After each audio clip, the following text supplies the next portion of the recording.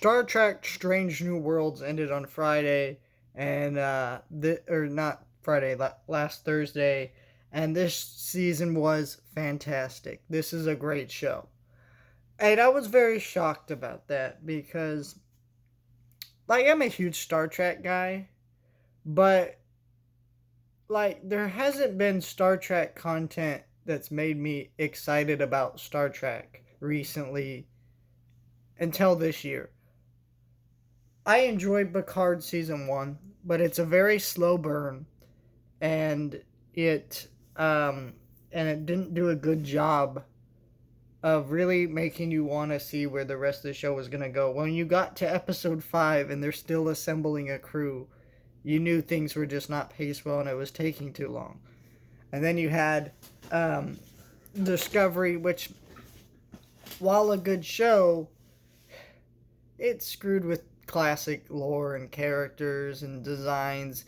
And, like, I understand why it did that, but there comes a point where everybody loves something and you just kind of need to leave it alone.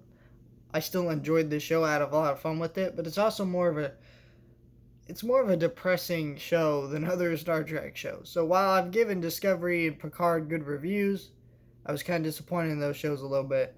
Then Star Trek Protege came out this year. Really surprised me. I love that show. Can't wait for the rest of it.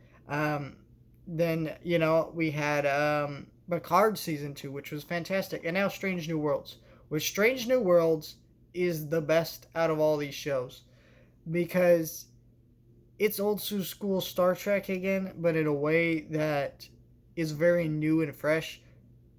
Basically, we have this alternate universe of the Enterprise with an alternate universe Spock and an alternate universe crew and everything, and that's really awesome because a lot of these actors are like William Shatner are obviously too old. Leonard Nimoy is dead, so but people want a show that's very similar to like older Star Trek, so they basically give us that. Basically, this show is an alternate universe, and it's week to week sci-fi adventures with the crew, and it's really great. Every episode tells if this is like basically this feels like if Next Generation was made now with elements of the original series.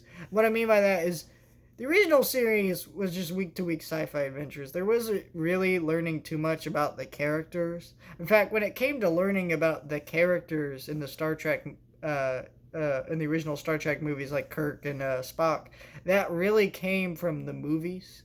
Like, the reason I love Captain Kirk as much as I do is it was because of Wrath of Khan and the movies and stuff, where those character arcs go. Same thing with Spock. His death was very emotional. Next Generation did a lot better job at that. So you would have the week to week sci-fi adventures like the original series, but you also had episodes where Data was trying to learn what humor is and kind of understand who he is and things like that, and it made you really like this character, this crew, all this stuff. And this show does a really great job at that. The performances are about as good as any Star Trek show since Next Generation. Next Generation was awesome. This visual effects in the show are so good, and it was a very pretty looking show. Every planet looked phenomenal. It was just a great watch. I really enjoyed this season. It's only 10 episodes, a lot shorter than all the other Star Trek shows, which is actually very helpful, I think, because I feel like these Star Trek shows, while I enjoy all the episodes, they're getting a little too long with some of the episode counts. Like, Discovery Season 4 was ridiculously long. Didn't need to be that long. But I did hear that they're going to be starting to cut down on some of the episode lengths and things like that of these next few seasons, which is greatly appreciated on my end, because as a viewer, it's hard to keep up with so many shows coming out. And but this is a really great show. If you've been salty with new Star Trek and you're not a freaking misogynistic racist who's out there complaining that it's woke, then you will probably enjoy this show.